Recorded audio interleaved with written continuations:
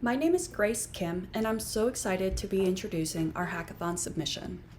We chose to do an analysis that would reduce the impact of climate change for the Chesapeake Bay. In the last few weeks, I've had the great privilege of working with an amazing team of data scientists here at Booz Allen Hamilton. We bring expertise in AI, climate science, hydrology, and data analysis for so many different problems and applications. The Chesapeake Bay is large, spanning 6 states and Washington, D.C. It's home to over 18 million people, and all those people living and working on the land send nitrogen into the water. When there's too much nitrogen in the water, it starts to harm the aquatic ecosystem. Nutrient pollution combined with warmer water temperatures due to climate change are a double threat to the aquatic life in the bay. Rising temperatures and nutrient pollution decrease the amount of oxygen in the water, which endangers the fish and shellfish that we rely on for seafood harvest. These conditions also encourage harmful algal blooms, which can release toxins that are poisonous to the humans and aquatic life around and in the bay. We partnered with the Chesapeake Monitoring Cooperative, who works with citizen scientists that take water quality measurements in the streams throughout the watershed, and combined that data with regular monitoring by local government agencies to compile measurements of nitrogen in the water. We brought in climate data and land use data from NOAA and USGS to build a model to predict nitrogen concentrations based on historical conditions. And with that, let's take a look at our notebooks in this GitHub repository. In this data load notebook, we bring in all the data from the sources I just mentioned, and at the very end, we save out a consolidated, cleaned up table for exploratory data analysis and another one for modeling with no null values. In the exploratory data analysis phase, we look at the spatial and temporal availability of sampling locations and times.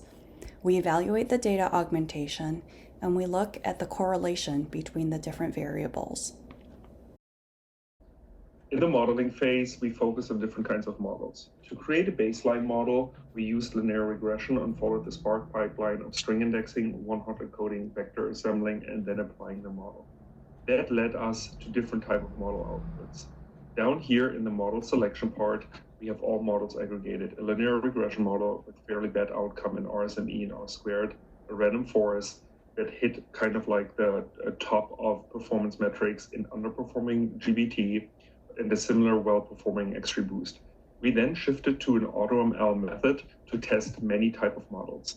Here we have a summary of the best performing models, and we can see immediately that an XGBoost model under AutoML performs way better in RSME, especially when we look into the mean cross-validation R squared. Essentially, we went with an ensemble stack method that performs relatively well in RSME with 0.4 and an R squared of 0.92.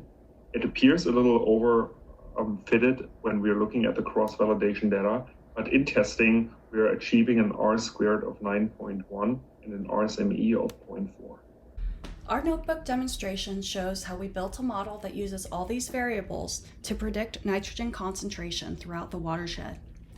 Using the Databricks Unified Analytics Stack, we were able to easily develop and execute this entire pipeline in the Community Edition.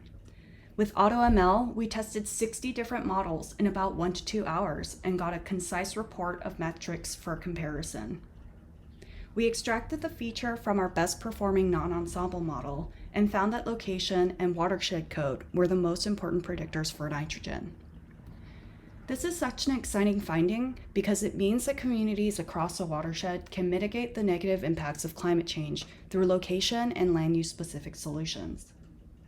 In addition, this model performance and approach are so novel for the environmental sciences that it was hard to find a research study to compare our metrics against.